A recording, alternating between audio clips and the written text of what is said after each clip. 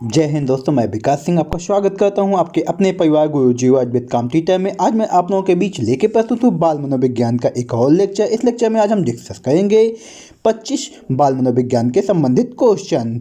यह UP test सी test संबंधित lecture है। चलिए बिना देर किए हुए हम शुरू करते हैं। हमारा पहला क्वेश्चन है, वन लाइनर टाइप के क्वेश्चन है दोस्तों। चलिए, शरीर में सबसे लंबी हड्डी का नाम क्या है? शरीर में सबसे लंबी हड्डी का नाम क्या है?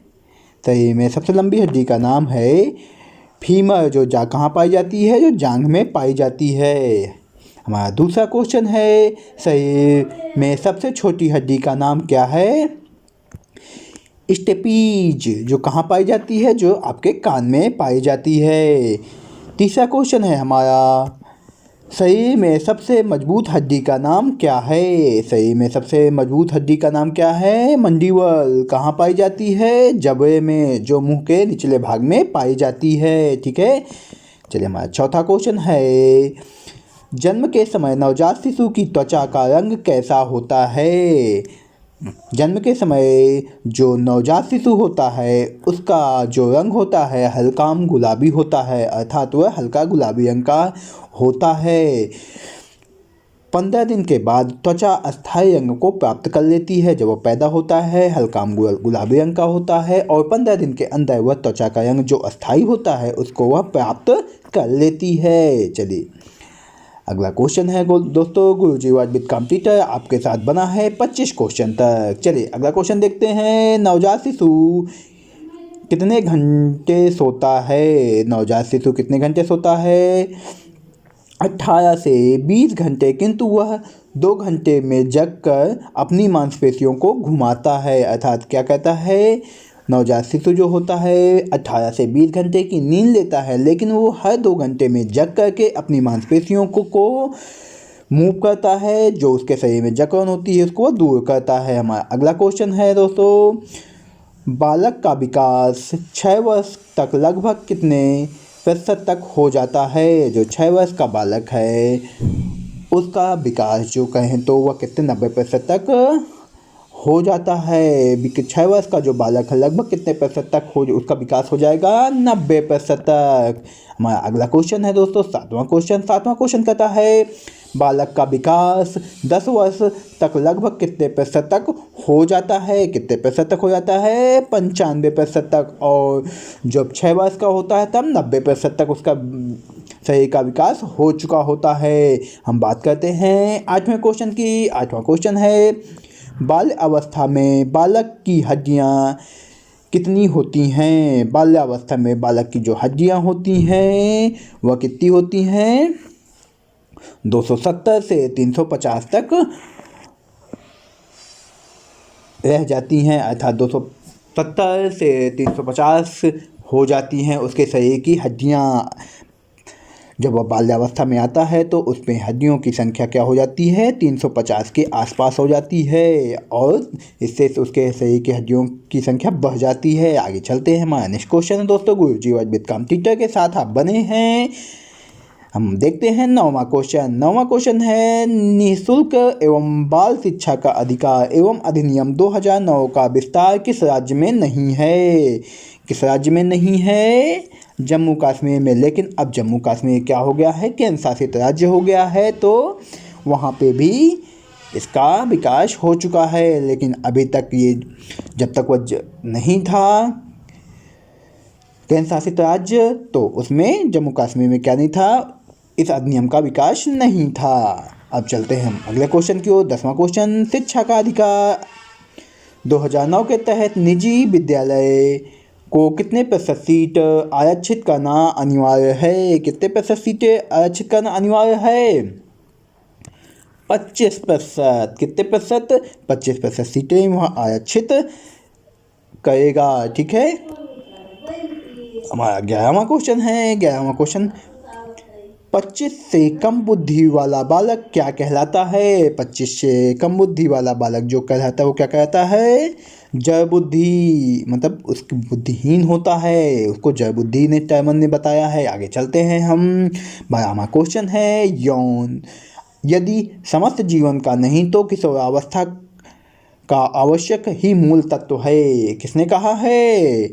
किशोरावस्था कि यह कंडीशन किसने बताई है? रॉस महोदय ने बताई है। किसने बताई है? रॉस महोदय ने। आगे चलते हैं, हमारा अगला क्वेश्चन है गुरुजी वर्ड विद कंप्यूटर के साथ आप बने हुए हैं। 13वें क्वेश्चन में आप मेरे चैनल को सब्सक्राइब करें, मेरे वीडियो लाइक करें, शेयर करें और ज़्यादा से ज़्यादा अपने दोस्तों के बीच बताएं। हमारा 13वां क्वेश्चन है कुशाग्र बुद्धि अथवा प्रतिभावान बालक वह है जो निरंतर किसी भी उचित कार्य क्षेत्र में अपनी अद्भुत कार्यकुशलता अथवा प्रवीणता का परिचय देता है। यह कथन किसका है? हैविंग हर्स्टाप का है। किसका है? हैविंग हर्स्टाप का।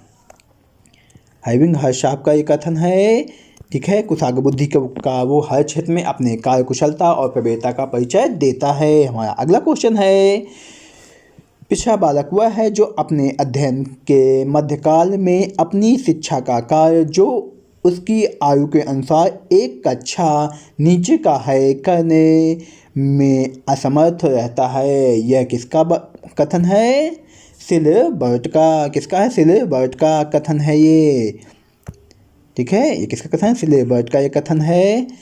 हमारा अगला 15वां क्वेश्चन है समस्यात्मक बालक उन बालकों के लिए प्रयोग किया जाता है जिनका व्यवहार अथवा व्यक्तित्व किसी बात में गंभीर रूप से असामान्य होता है। यह कथन किस मनोवैज्ञानिक का है? किसका है यह कथन? वैलेंटाइन का है। किसका है? वैलेंटाइन का। आगे चलते हैं, हमारे गुरुजी वर्ड विद कंप्यूटर के साथ 16वें क्वेश्चन को डिस्कस करते हैं। हमारा 16वां क्वेश्चन है वह बालक जो समाज द्वारा स्वीकृत आचरण का पालन नहीं करता है अपराधी कहलाता है। यह किसने कहा है? यह कहा है हीली सर ने कहा है। वह बालक जो समाज द्वारा स्वीकृत आचरण का पालन नहीं करता है क्या कहलाता है? अपराधी बालक कहलाता है। हम 17वें क्वेश्चन की बात करते हैं। 17वां क्वेश्चन है बुद्धि के किस सिद्धांत को बालू का ध्येय कहा जाता है? किस सिद्धांत को कहा जाता है? बहुतत्व का सिद्धांत। किस सिद्धांत को कहा जाता है? बहुतत्व का सिद्धांत है जो उसे हम क्या कहते हैं? बालू का ध्येय का सिद्धांत कहा गया है। आगे चलते हैं हम। हमारा 18वां क्वेश्चन है व्यक्ति के चेहरे को देखकर उसकी बुद्धि का पता लगाया जा सकता है। यह कथन किसका है? किसी व्यक्ति के या बालक के चेहरे को देखकर उसकी बुद्धि का पता, ये लेवेटर साहब ने कहा है। किसने कहा है? लेवेटर साहब सर ने कहा है, ठीक है। आगे चलते हैं, हम 19वें क्वेश्चन की ओर। वे विद्यार्थी या शिक्षार्थी जो समृद्ध ज्ञान और शैक्षिक क्षमता को हार्दिक इच्छा प्रदर्शित करते हैं उनके पास होता है निष्पादन उपागम अभिविन्यास। क्या होता है? निष्पादन उपागम अभिविन्यास। चलिए 20वें क्वेश्चन की ओर चलते हैं। हमारा 20वां क्वेश्चन है गुरुजी वर्ड विद कंप्यूटर के साथ आप बने हुए हैं। चलिए, हमारा प्रतिभाशाली बालक वह है जो अपने उत्पादन की मात्रा, दर तथा गुणवत्ता में विशिष्ट होता है। यह कथन दिया गया है किसके द्वारा? टर्मन एवं ओवन के द्वारा। किसके द्वारा? टर्मन या ओवन के द्वारा। कथन क्या है? प्रतिभाशाली बालक वह है जो अपने उत्पादन की मात्रा, दर तथा गुणवत्ता में विशिष्ट होता है। तो किसके द्वारा कहा गया है कथन? टर्मन और ओडन के द्वारा कहा गया है। चलिए आगे चलते हैं हम। हमारा अगला क्वेश्चन है 21वां क्वेश्चन 12 वर्ष तक के बालक के मस्तिष्क का भार कितना होता है? 12 वर्ष का जो बालक होता है उसके मस्तिष्क का भार कितना होता है? लगभग 1260 ग्राम, जबकि एक स्वस्थ मनुष्य के मस्तिष्क का भार कितना होता है? 1400 ग्राम। अर्थात आपके सर का जो भार होगा वह 1400 ग्राम होगा और जो बालक होते हैं उनका क्या होगा? 1260 होगा, ठीक है। आगे चलते हैं हम 22वें क्वेश्चन की ओर। 22वां क्वेश्चन है मनुष्य के शरीर में कितनी हड्डियां होती हैं? ये क्वेश्चन अभी हम डिस्कस कर चुके हैं। किसके लिए? कौन सी अवस्था के लिए? आप कमेंट करें मेरे वीडियो पे। 306 हड्डियाँ होती हैं सामान्य एक स्वस्थ मनुष्य पे, जबकि बालक का जन्म के समय उस पर कितनी हड्डियाँ होती हैं? 270 और वह बाल्यावस्था तक आते आते उसकी हड्डियों की संख्या कितनी हो जाती है? 350 हो जाती है। हमारा अगला क्वेश्चन है, बालक के विकास की दशा कैसी होती है? बालक के विकास की दशा कैसी होती है? सिर से पैर की ओर, इसे केंद्र से बाहर की ओर और सामान्य से विशिष्ट की ओर भी कहते हैं। क्या कहते हैं? जो बालक के विकास की दर होती है वो सिर से पैर की ओर होती है, इसे हम केंद्र से बाहर की ओर या फिर सामान्य से विशिष्ट की ओर भी कह सकते हैं। अगला क्वेश्चन है हमारा, अगला क्वेश्चन हम देखते हैं, विश्लेषणात्मक मनोविज्ञान के जनक कौन हैं? विश्लेषणात्मक मनोविज्ञान के जनक सिगमंड फ्रायड हैं। कौन है? सिगमंड फ्रायड हैं। और हमारा लास्ट क्वेश्चन है, तूफान की अवस्था किसे कहा गया है? तूफान की अवस्था किस अवस्था को कहा गया है? ये किसके द्वारा कहा गया है? स्टैनले हॉल सर के द्वारा कहा गया है। दोस्तों आज के वीडियो में इतना ही। नए वीडियो के साथ मैं आपको फिर मिलूँगा, तब तक के लिए जय हिंद।